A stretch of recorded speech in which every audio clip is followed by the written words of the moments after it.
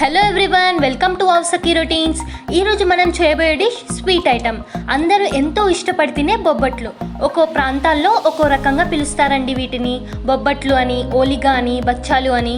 ఇక లేట్ ఎందుకు, రెసిపీలోకి వెళ్ళిపోదాం. 1 కప్ శనగపప్పు తీసుకున్నానండి. వీటిని శుభ్రంగా కడిగి 2 hours నానబెట్టి ఉంచుకోవాలి.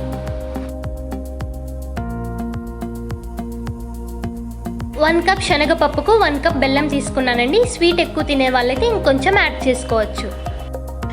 బౌల్లో 1 కప్ మైదా, 1 టేబుల్ స్పూన్ బొంబాయి రవ్వ, పింక్ సాల్ట్ వేసుకొని బాగా మిక్స్ చేసుకోవాలి.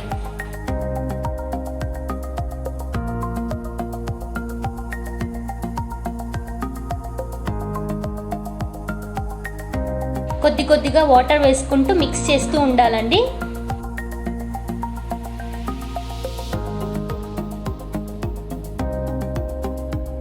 చపాతీ పిండి కన్నా కొద్దిగా సాఫ్ట్గా ఉండాలండి.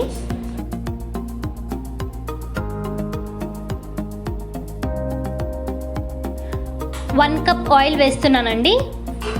ఆయిల్ మొత్తం పిండికి తగిలేలా ఇలా చూపించిన విధంగా చేసుకోవాలి. ఈ ప్రాసెస్ చేయడం మాత్రం స్కిప్ చేయకండి, ఎందుకంటే ఇలా చేయడం ద్వారా ఓలిగలు సాఫ్ట్గా టేస్టీగా వస్తాయి. దీన్ని 2 hours పాటు పక్కనుంచుకోవాలి.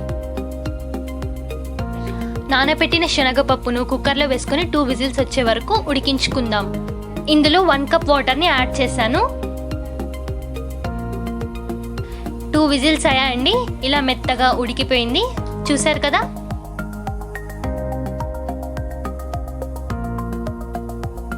శనగపప్పు వేడిగా ఉన్నప్పుడే బెల్లంని ఇందులో వేసుకొని బాగా కలుపుకోవాలి.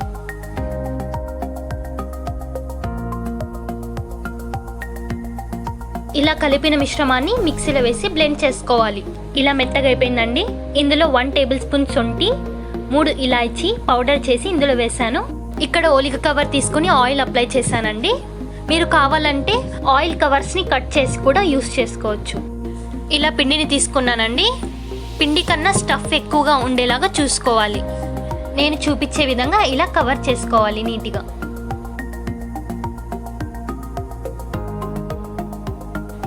ఇలా నెమ్మదిగా స్టఫ్ బయటికి రాకుండా ఒత్తుకోవాలి.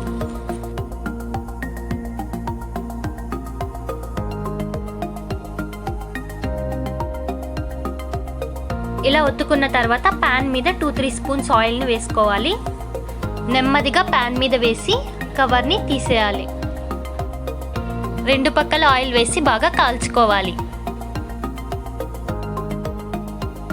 ఈ రెసిపీకి నూనె బాగా పడుతుందండి. ఇలా ఉంటేనే మంచి టేస్ట్ కూడా. ఇలా నెమ్మదిగా లో ఫ్లేమ్ మీదనే కాల్చుకోవాలి.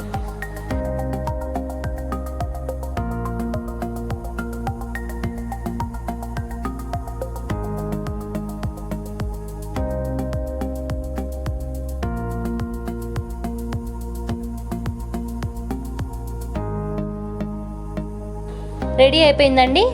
ఇందులో నెయ్యి వేసుకొని వేడివేడిగా తింటే ఆ రుచే వేరు. ఈ వీడియో మీకు నచ్చినట్లయితే లైక్ చేయండి, షేర్ చేయండి, సబ్స్క్రైబ్ చేయండి. Until then take care, bye.